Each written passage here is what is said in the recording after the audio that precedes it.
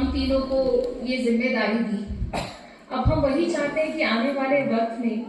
जो ताजा गांव के बच्चे हैं,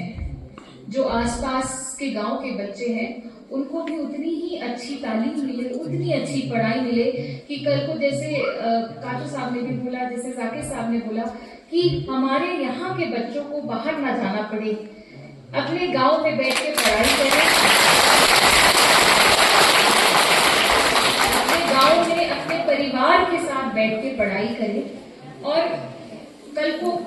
इंशाल्लाह बहुत अच्छे अफसर, बहुत अच्छे डॉक्टर, इंजीनियर, वकील इस गांव से निकले। वही हम तीनों का यही एक मकसद है, हमें और कुछ नहीं चाहिए। कल को इंशाल्लाह अच्छी नौकरी करे और इस गांव का नाम रोशन करे, इस करगिल का नाम रोशन करे और भी ज्यादा होता है। अब हम अभी थोड़ी देर पहले बैठ के यही बात कर रहे थे कि यदि हम इस स्कूल को 10वीं से 12वीं तक कर दें बढ़ेगी।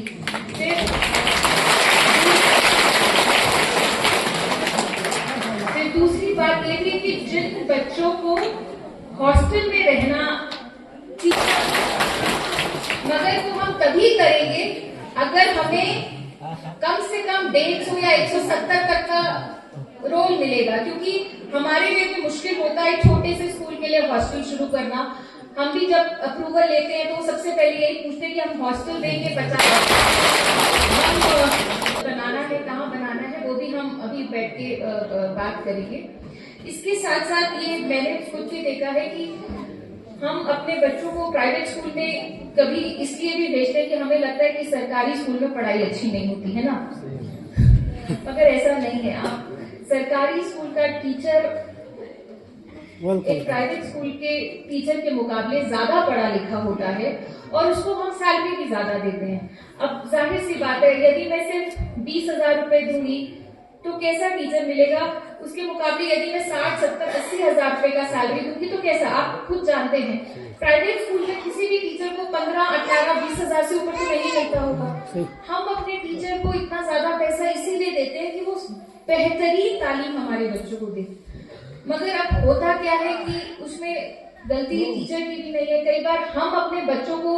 स्कूलों में भेजते नहीं है तो टीचर का भी मन स्कूल में नहीं लगता। 2, 4, 6 बच्चों को पढ़ाने में टीचर का भी, उसको भी मजा नहीं आता। अगर हम उसको 20-25 बच्चे दें और बच्चे भी मन लगा के पढ़ाई करें तो टीचर भी बहुत इंटरेस्ट लेगा। तो मेरा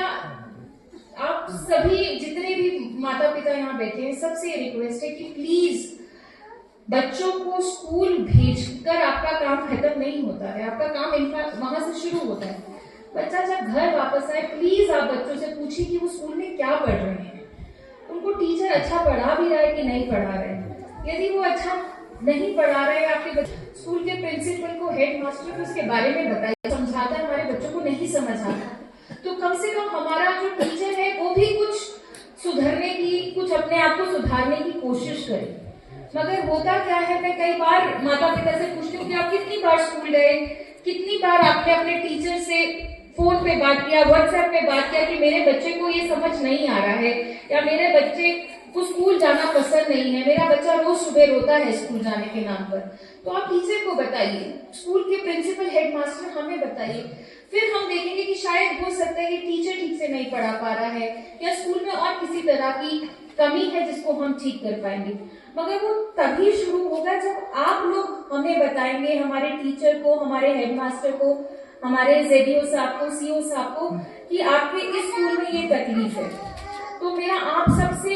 बिल्कुल हाथ जोड़ के विनती है कि प्लीज आप लोग स्कूल में भी आते रहा करिए। स्कूल में टॉयलेट ठीक है कि नहीं है, उसका खाना जो मिड डे मील में बच्चों को खाना मिल रहा है वो